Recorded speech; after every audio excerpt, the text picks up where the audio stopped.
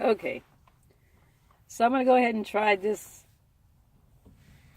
philosophy series. We're going to call it for now Just Breathe, because I always love that expression. Just breathe, breathe.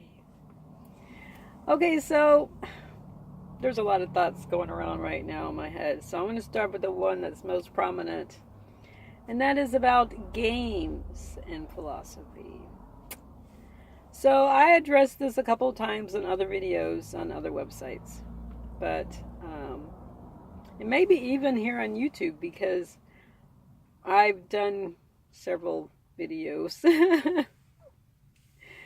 But the idea of games always pops up when I'm doing a lot of research on various things that I find, and I just rabbit trail to different YouTube videos, and I'll find a word or phrase that is not familiar to me, and so I'll do a search. And sometimes these words, well, a lot of times, these searches lead me to game sites like Assassin's Creed.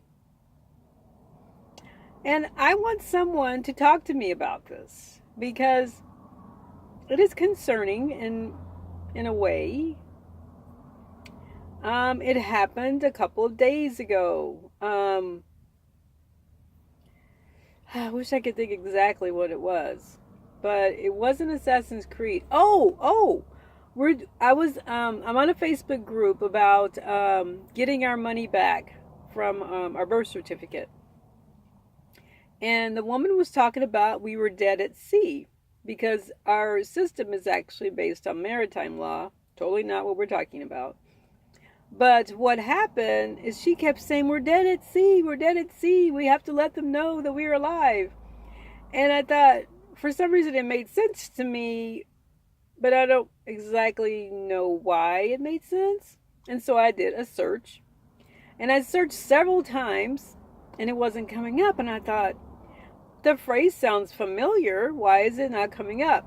And finally, I realized that it was coming up, but it was a video game called Dead at Sea. Weird, right? And so I kind of went to the video game. I was just glancing over it, and it's talking about how we were murdered. It goes so much into what we were talking about on the Facebook page about us being murdered and having to reclaim ourselves, and we're ghosts. And this was in a game. People, what the heck is going on? That's crazy, right? So I'm thinking about downloading the game to see who wins. I want to see what's going on. I mentioned it on that Facebook page, and I got no responses because people this page is a lot about getting your money, and a lot of people are focused on that aspect of it. And some of us are focused on this, I don't want to say spirituality of it, but the dimensionality, maybe, what it involves is not just money, it's about the energy. And so some of us are focusing on that and the value or the money. And so it's gotten a little confusing, at least on the website. So now, as far as games, okay, I always go back to my favorite game because it's called Myst, M-Y-S-T. It's from the mid-90s. And it was a game that I ran across, I think it was on eBay. It was cheap, basically. And I thought, hey, for $4 or $5, I can try this game out. So I got it, and I played it, and I was like, oh, this is really cool. And what it is, if you don't know about Myst, is that the characters create worlds by writing.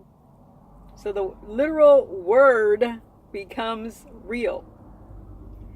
I know, sounds a lot like the Bible, doesn't it?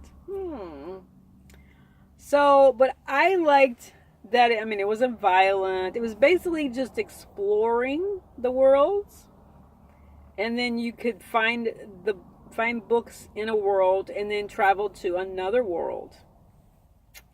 And so it's kind of interesting that there seems to be a philosophy around this whole creating worlds thing. And I know a lot of people are really busy in their lives and living this pre-programmed life that we're in. Sorry, that's what we're in. It's a pre-programmed life. A pre-programmed life.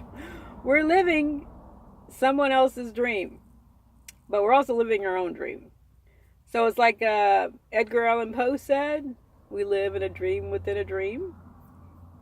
At least a dream within a dream, if not many more of other people's dreams.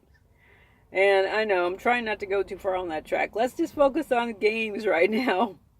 So in the game, I don't think I ever totally finished the game because there was a lot to it. And I really liked exploring things. And so I kind of spent a lot of time doing the exploring. But I actually fell totally in love with the books. There's 3 books, and they're considered making a 4th one. But at this point, I don't think it had the same feel to it. Even the 3rd one was a little different than the first 2. But the books were like the background of the story, you know, more details about the people and, you know, the characters that were created that we saw in the game, the physical game. And so, and it was actually a PC game, by the way. So, I really liked the first one. It talked a lot about the grandmother of the boys that created the games. And I don't know, it's a very cool world to go into. And so I just wonder why I got so into that. I'm going to have to come back.